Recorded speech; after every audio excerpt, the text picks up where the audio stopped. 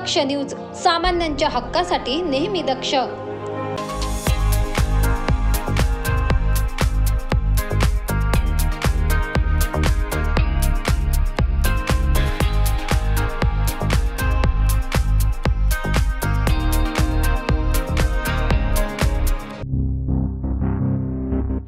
सुरगाणा तालुक्यातून एक धक्कादायक घटना उघडकीस आली आहे। सुरगाणा तालुक्यातील हनुमंतमाळ पाड्यावर 4 चिमुकले अंगणात खेळत असताना यातील एका चिमुकल्याने बॅटरी सदृश्य वस्तू तोंडात टाकण्याचा प्रयत्न केला व या वस्तूचा स्फोट झाला।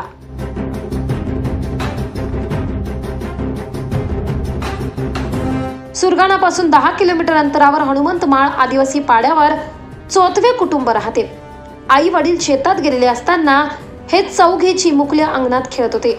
मात्र खेळता खेळता यातील एका चिमुकल्याने बॅटरी सदृश्य वस्तू तोंडात घालण्याचा प्रयत्न केला असता याचा स्फोट झालाय।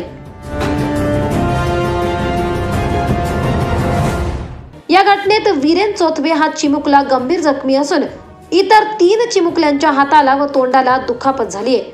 या प्रकरणी सुरगाणा पोलीस ठाण्यात आकस्मिक घटनेची नोंद करण्यात आली असून चिमुकल्यांवर जिल्हा रुग्णालयात उपचार सुरू आहेत। सागर वाबळे, दक्ष न्यूज, नाशिक।